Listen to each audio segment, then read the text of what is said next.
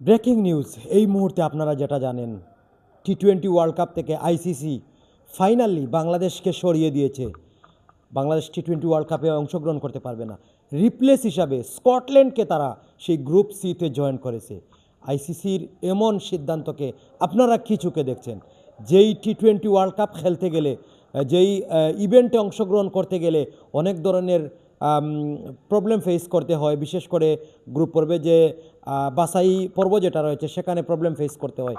বাংলাদেশের মতো একটা দল যেখানে গ্রুপ সিতে চান্স পেয়েছে, যেই দলে রয়েছে নবাগত দল ইতালি, সেই দলে বাংলাদেশ খেলতো, কিন্তু কেন বাংলাদেশের সাথে এই অবিচারটা করেছে আইসিসি?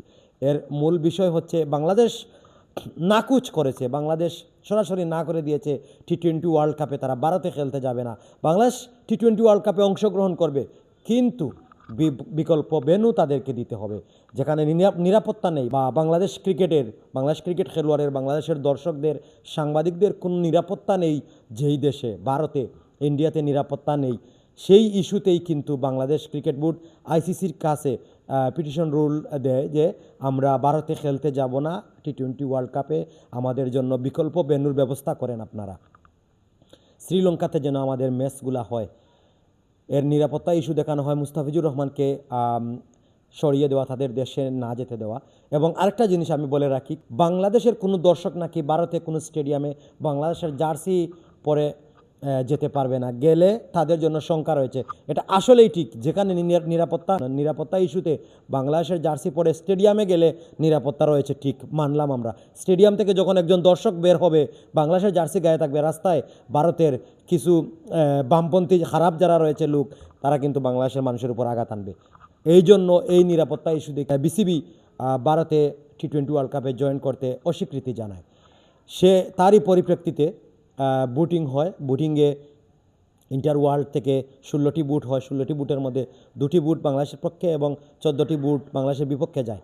তবে বুট যেদিকেই যাক, আইসিসি এই বুটের পিটিশন রুলসটা করেছিল সেখানে, কিন্তু আইসিসির বোঝা উচিত ছিল যেই পাকিস্তান ভারতে গেলে পাকিস্তানের খেলোয়াড়দের উপর, পাকিস্তানের দর্শকদের উপর প্রবলেম পড়তে পারে, যার কারণে তৃতীয় ভেন্যু হিসাবে, বিকল্প ভেন্যু হিসাবে রাখা হতো দুবাই অথবা শ্রীলঙ্কা অথবা অন্য কোনো একটা দেশের ভেন্যু।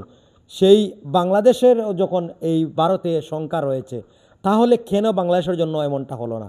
আইসিসি এই যে একটা কাজ, আইসিসির কাছ থেকে আমরা দেখলাম বাংলাদেশকে ওয়ার্ল্ড কাপ থেকে কাট আউট করা এবং কাট ইন করে নিয়েছে স্কটল্যান্ডকে।